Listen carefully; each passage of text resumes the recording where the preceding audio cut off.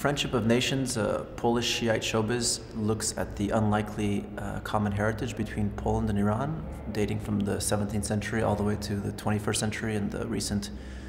Green movement in Iran and the protest movement in Iran following the presidential elections. By looking at different folklore and crafts, we try to trace a certain revolutionary potential or potential for critique in what's considered otherwise a sort of everyday materials, and the relationship between Poland and Iran is a kind of a common quest for self-determination. It originally started as a lecture and a publication called 798909, where we look at the Iranian Revolution of 1979 and the Poland Solidarność movement of the 80s as kind of two bookends, if you will, to the 20th and 21st century. The Iranian Revolution of 79 being the kind of beginning bookend of the rise of political Islam, and 89 in Solidarność being the end of the sort of 20th century geopolitical narrative of communism. And by the more we sort of dug deeper into this unlikely common heritage between the two countries, the more we realized that there's several chapters from the 17th century Sarmatism, when Polish nobility believed that they were the long-lost descendants of an Iranian tribe, to a episode in the Second World War when Polish refugees were sent from gulags in Siberia to Iran to regain their health, all the way to the recent Green movement in Iran, where leaders of the sort of predecessor of many of the Arab Spring movements have been translating texts from famous political scientists, Polish political scientists and writers such as Czesław Miłosz, Zygmunt Bauman, and Leszek Kołakowski, been translating them for the first time into Persian. The banners are essentially kind of creolizations of, or the banners feature a kind of creolization of different messages or different slogans or different political texts from Poland and applied to Iran. And in a sense, they hark back to the very title of the exhibition. This title being Friendship of Nations is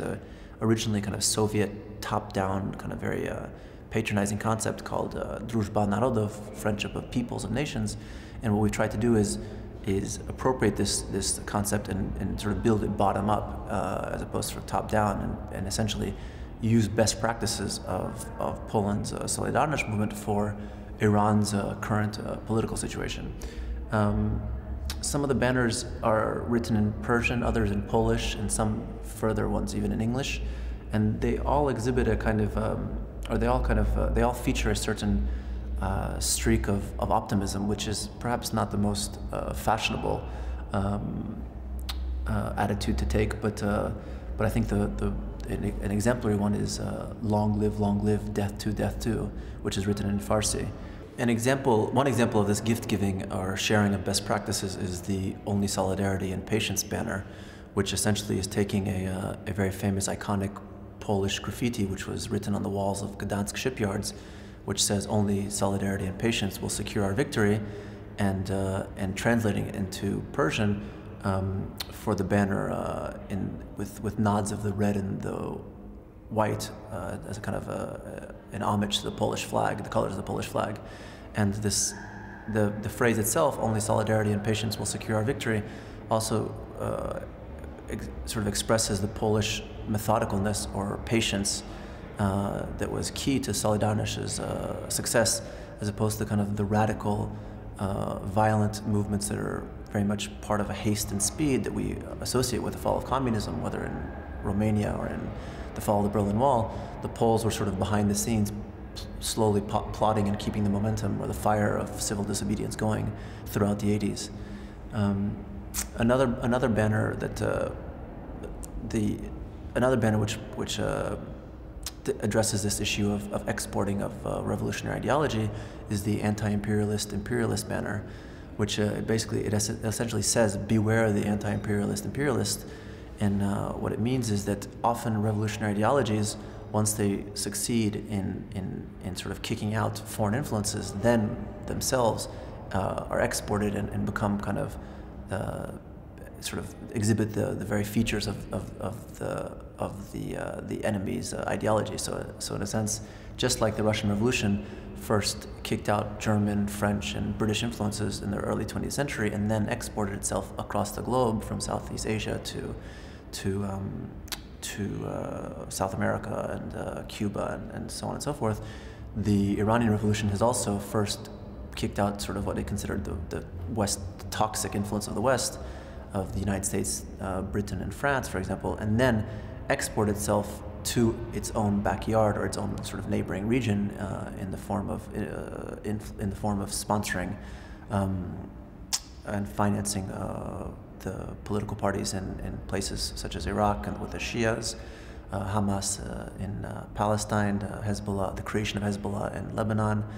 or the northern half of Afghanistan, and the regime of Assad as well, of course. And Resisting God is also a piece that's made of mirror mosaics that uses a kind of a craft which is an example, which is a very a typical Iranian kind of way of Persian way of putting its identity on a craft of mosaics, which are found throughout the Muslim world, but instead of being done in ceramics or in wood, the Iranians or Persians before them would make it in a kind of mirror, more bling form. And today, if you go to a shrine, for example, in Damascus, the shrine of Zainab is a Shiite shrine, in the same way that the Russians exported their visual language with their ideology in the years following communism with constructivism and social realism. The Iranians today fund the building of shrines and Shiite shrines via the use of this mirror mosaic, which is a kind of an exclusively Iranian approach to mosque architecture, as opposed to a Gulf or an Arab approach or a Sunni approach. So the Wheat Mullah is a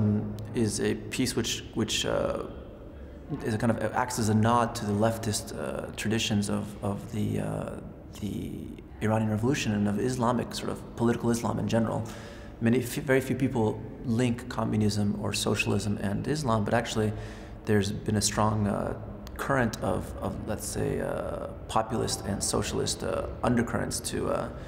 lot of political Islamic projects. For example, in the Iranian Revolution,